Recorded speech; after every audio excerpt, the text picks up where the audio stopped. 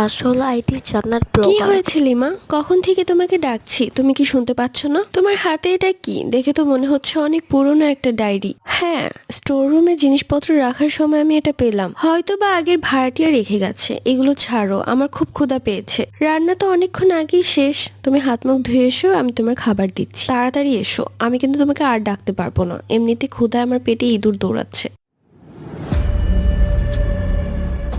আমি লিমা। বোঝাই যাচ্ছে আমি এই ফ্ল্যাটে নতুন এসেছি। আমার হাজবেন্ড একজন সরকারি কর্মকর্তা আর আমার ছেলে মিহির, ওর বয়স মাত্র 2 বছর। আমরা এই তিনজন মিলেই আমাদের সুখী পরিবার। ঘর গোছানো শেষ হলে যে জিনিসপত্রগুলো স্টোর রুমে রাখা উচিত সেই জিনিসগুলো আমি স্টোর রুমে এক এক করে রাখছিলাম, কিন্তু তখনই আমার চোখ পড়লো স্টোর রুমের এক কোনায় পড়ে থাকা একটা পুরনো ডায়েরির দিকে। ডায়েরিটা দেখে মনে হচ্ছে অনেক পুরনো, ধুলো জমে কি অবস্থা হয়েছে। এমনিতে আমি বই পড়তে অনেক ভালোবাসি, আর এই ডায়েরিটা পেয়ে ভাবলাম এটাকেও পড়ে ফেলি। কিন্তু কি লেখা ছিল সে ডায়েরিতে, যার কারণে আমি এত মনোযোগ দিয়ে ডায়েরি পড়ছিলাম। আমার হাজবেন্ড আমাকে এত ডাকার পরেও আমার কান অব্দি পৌঁছাচ্ছিল না। সব কাজ শেষ করে মিহিরকে ঘুম পাড়িয়ে আমি আবারও বসলাম সে ডায়েরি নিয়ে।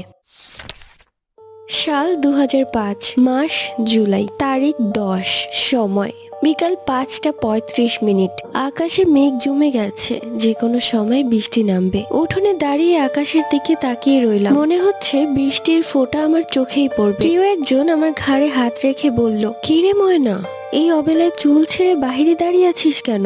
তোর কি জিন ভূতের ভয় নেই নাকি? চমকে উঠলাম, পেছনে তাকিয়ে দেখলাম আমার বাবার বন্ধু মকবুল চাচা। আরে চাচা, আপনি কেমন আছেন? ভালোই আছি রে ময়না, তুই কেমন আছিস? তুই তো দিন দিন ভারী সুন্দরী হয়ে উঠছিস। তখনই মা পেছন থেকে এসে বলল, আরে ভাইজান ভালো আছেন তো? অনেকদিন পর এলেন বাড়িতে। আমি তড়িহড়ি করে ঘরের দিকে দৌড় দিলাম। কেন যেন বাবার বন্ধু মকবুল চাচাকে আমার দু চোখে দেখতে ইচ্ছে করে না। সে যেন মুখে কথা বলতে পারে না, গায়ে স্পর্শ করাই লাগবে। এর আগেও বাবাকে বলেছি সে যেন আমাদের বাড়িতে না আসে, তারপরও কেন যে চলে আসে সেটাই বুঝি না।